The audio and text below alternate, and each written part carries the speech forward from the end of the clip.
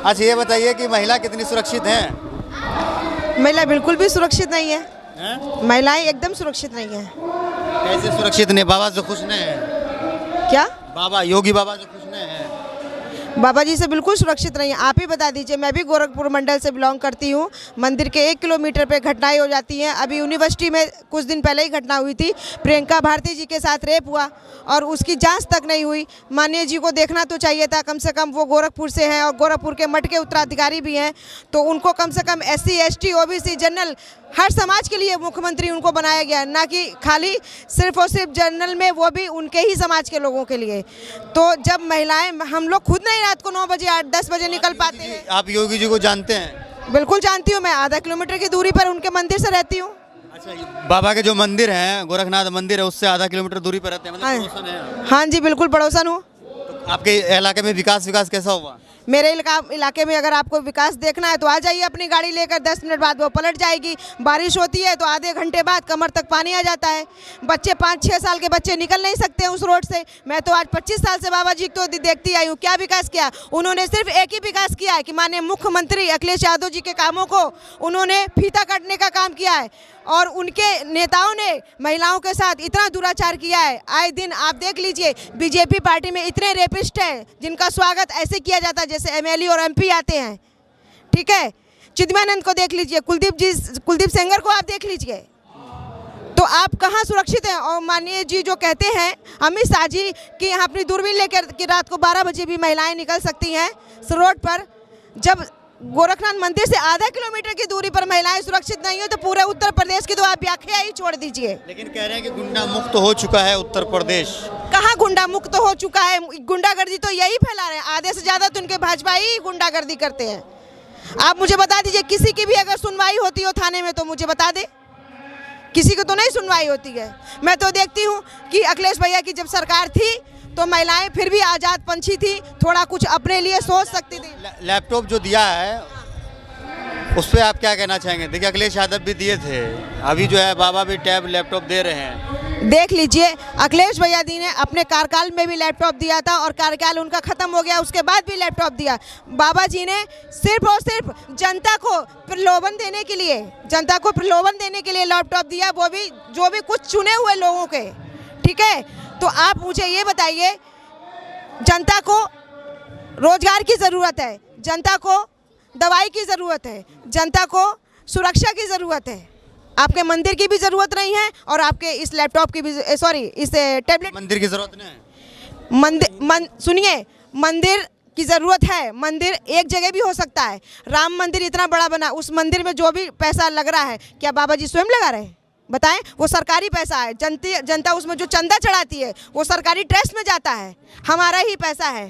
ठीक है, हमारा ही पैसा है और उसका ये लोग दुरुपयोग करते हैं। अभी खिचड़ी का मेला आने वाला है, वैसे कहेंगे कि कोविड का मामला है, खिचड़ी के मेले में कोविड नहीं आता है क्या? रात को जो लॉकडाउन लगा रहे हैं 11 बजे से लेकर सुबह 5 बजे तक, कोरोना क्या सो जाता है उस वक्त? और जो चुनाव में जो हो रही हैं चीज़ें, उसके अकॉर्डिंग क्या कहना चाहेंगे? बाबा जी जो करते हैं वो रासलीला है, बाकी जो कर रहा है वो कैरेक्टर ढीला है। तो मतलब ये माननीय नेताजी अखिलेश भैया जी की जो रथ यात्रा चल रही है उसके जन सैलाब को देखते हुए बाबा जी की नींदें उड़ी हुई हैं। इस बार ये बताइए कि क्या नाम है, क्या मुद्दा चलने वाला है जनता के बीच?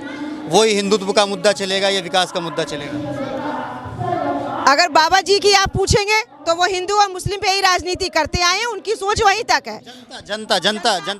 जनता के बीच ये चल रहा है, जनता विकास की बात करती है। विकास पुरुष जो है वो माननीय अखिलेश यादव जी हैं और विकास की चाबी हमारी डिम्पल भाभी और विकास के भैया हमारे अखिलेश भैया। कुछ लोगों से जुड़ते हैं, आप ये बताइए साइकिल चलेगी दौड़ेगी?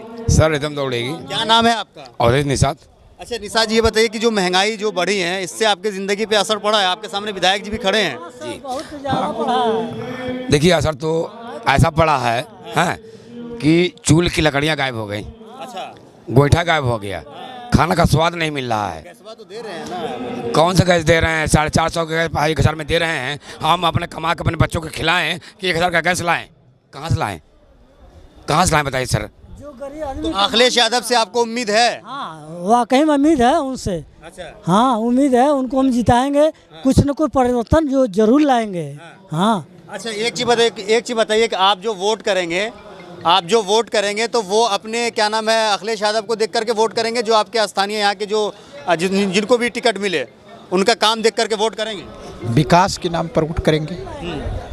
विकास के नाम, आप बताइए भैया क्या लग रहा है? हाँ जी हम लोग तो अखिलेश भैया विकास देख कर वोट करेंगे। अखिलेश यादव को विकास देख करके वोट करना हाँ है। योगी आदित्यनाथ का काम कैसा लगा आपको? अब भैया जैसा लगा, हम लोग समाजवादी लोग, हम अपना ही बात कर सकते हैं। हाँ। हाँ हम लोग अखिलेश भैया का विकास देख कर वोट करेंगे। महंगाई पर क्या महंगाई तो बहुत ज्यादा है भैया, गरीब आदमी एकदम भूखा मर रहा है।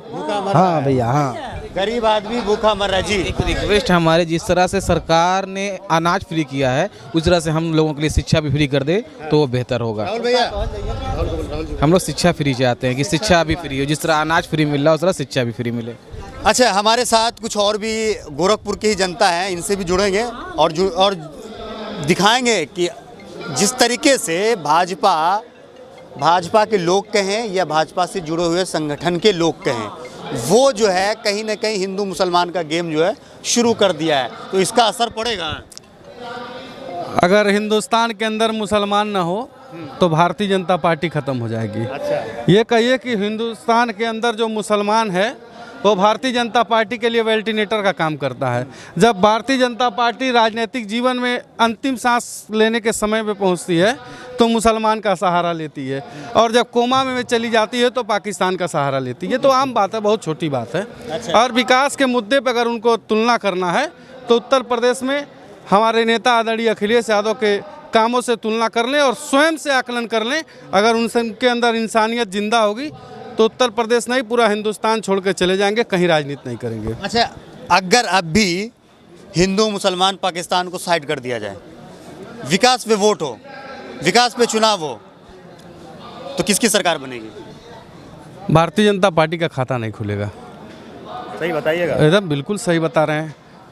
आप स्वयं सोच लीजिए, आप किसी आम नागरिक से पूछिए और देखिए, आर्थिक व्यवस्था सारे परिवार की आवश्यकता होती है, चाहे वो परिवार मजबूत हो, चाहे वो मध्यम वर्गीय परिवार हो, चाहे निम्न परिवार हो।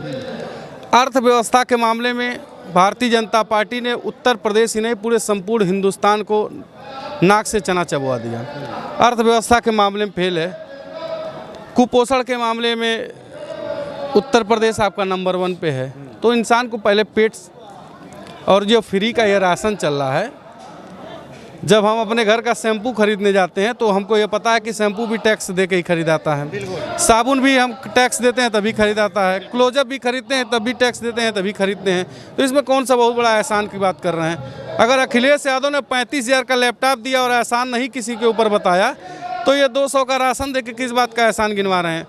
और उत्तर प्रदेश के लोग ये भली बात जान चुके हैं कि भारतीय जनता पार्टी सत्ता में पुनः वापस आने के लिए किसी भी हथकंडे को अपना सकती है। अच्छा हमारे साथ शिव शंकर जी भी हैं जुड़े हुए। अच्छा आप मुझे ये बताइए कि राशन जो फ्री में मिल रहा है, इससे तो खुश हो जाने चाहिए ना आपको, कहीं ना कहीं खाने पीने के लिए तो मिल रहा है इस महामारी में भी। 4 साल तक 4.5 साल तक इन लोगों ने कुछ नहीं दिया। जैसे चुनाव नज़दीक आया, ये फ्री में राशन बांटने लगे। न्यूज़पेपर में छपता है जो नमक दिया गया उसमें बालू है, नमक में बालू है, चना सड़ा हुआ है, चावल प्लास्टिक के चावल है। आप इस बात को समझिए कि Bharatiya Janata party 5 kilo ration देके हमारा आरक्षण छीन रही है। वो दलित और पिछड़ा समझ रहा है, इस बात को समझिए, दलित और पिछड़ा समझ रहा है, इसलिए इनका ये दाल नहीं गलने वाला। पूरी तरीके से भारतीय जनता पार्टी जा रही है।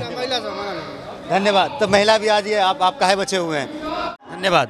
तो मेरे साथ यहाँ पे गोरखपुर की जनता जुड़ी थी बातचीत करने के लिए। इनसे हमने कई मुद्दों पे बात करने की कोशिश करी। आपको क्या लगता है वीडियो नीचे कमेंट करके जरूर बताएगा। वीडियो अगर आपको अच्छा लगा तो इसे लाइक और शेयर जरूर कीजिएगा। जय जय, अपना ख्याल रखिए, हंसते रहिए, मुस्कुराते रहिए। धन्यवाद।